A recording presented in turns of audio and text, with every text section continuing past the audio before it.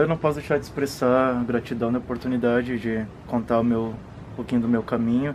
Expressar o caminho sagrado é um movimento que a alma... Parece que a alma tem um anseio assim, de expressar-se, compartilhar. Compartilhar é um verbo que ressoa no espírito e na alma muito grande. Então, quando eu posso compartilhar, tem o meu caminho de cura pessoal, que é o que importa nessa vida, um caminho de entrar, de escuta interna, de cura. Então eu tenho que expressar gratidão primeiro. Eu sempre estive, sempre, desde pequenininho, de pitoquinho, sempre estive conectado com uma pergunta, que ela é poética agora, só que no pequeno eu não fazia assim: o que a minha alma anseia expressar através da minha existência? Talvez em algum momento, assim, lá pelos 23, 24 anos, eu lembro, assim, que foi... Eu conhecia... Os mestres cruzam a nossa vida, né? Todo mundo é mestre, mas a gente, quando está pronto, se plasma os mestres, os gurus, né? O que a gente quiser dar o nome. E então foi um momento muito contundente da minha vida ao conhecer mestres no caminho, principalmente aos 23, 24 anos, que foi um momento muito importante de eu parar de me sentir inadequado. Então foi um processo do caminho do guerreiro, eu gosto de dizer assim, do guerreiro, da guerreira, esse arquétipo de que a gente está... Porque somos todos guerreiros transformadores de luz, né? De densidade em sutileza, de sombra em luz. As plantinhas fazem um bem enorme para a terra, os animais no mínimo fazem polinização, eles têm toda uma interdependência. Eu acredito que nós, seres humanos, temos uma missão muito bonita, que nós, para esse indivíduo chamado Terra, somos o que aportamos consciência para ela, né? E então, por esse caminho do guerreiro, que somos nós, fazendo essa missão e servindo ao bem maior, que é fazer a Terra sorrir e se conscientizar-se de si mesma, tem um caminho. Um caminho para mim foi parar de me sentir inadequado aos 23, 24 anos. Então, aos 20, aos 30, aí chegou um presente da vida muito importante, que foi o medo associado ao vazio.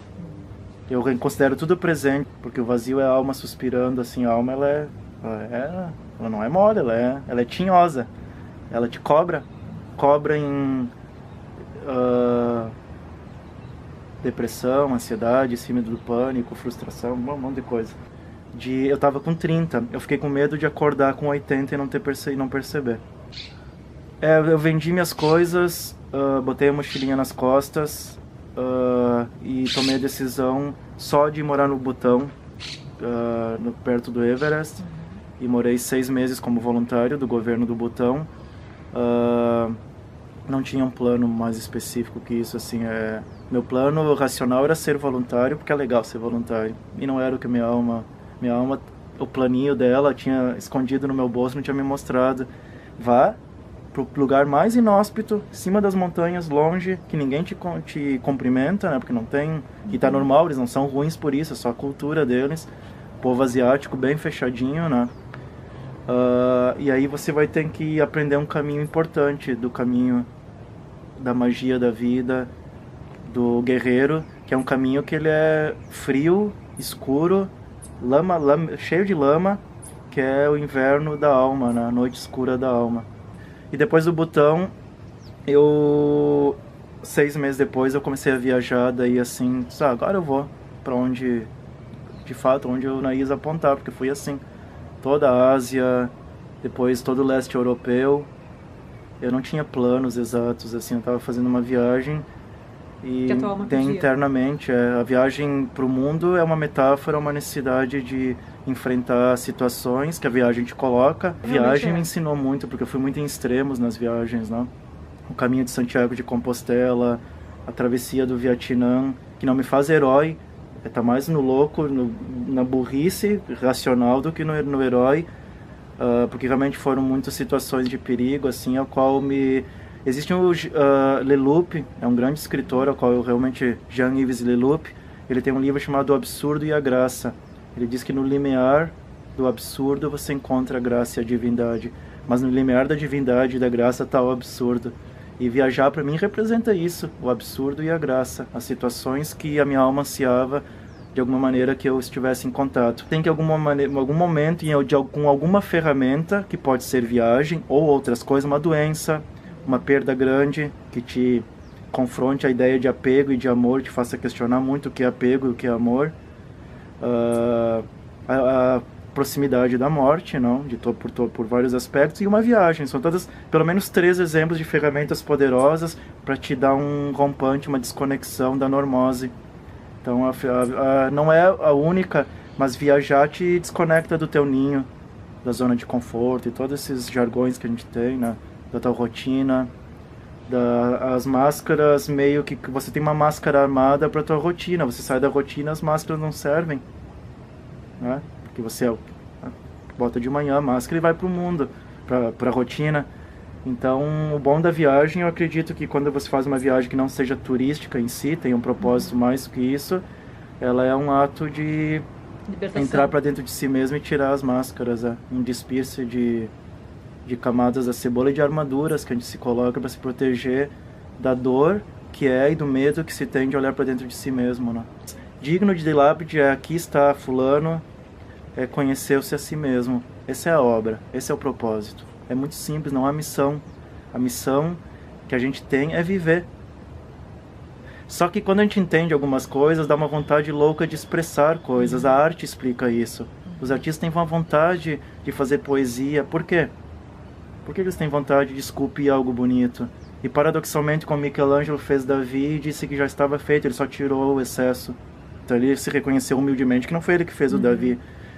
A gente tem nessa missão de viver, que quando a gente vive em consciência, a gente está meio que fazendo um tipo de fotossíntese, que a gente pega a densidade e transforma em sutileza, pega o escuro e transforma em luz, a certa ignorância, o português é meio forte com as palavras, a ignorância em consciência, ou desconhecimento em resignação e consciência, é a missão em si, que é viver a melhor versão a cada dia, em dias hermeticamente fechados, a vida contida em 24 horas. Quando a tua vida está contida em 24 horas, não tem objetivo amanhã, é o viver hoje.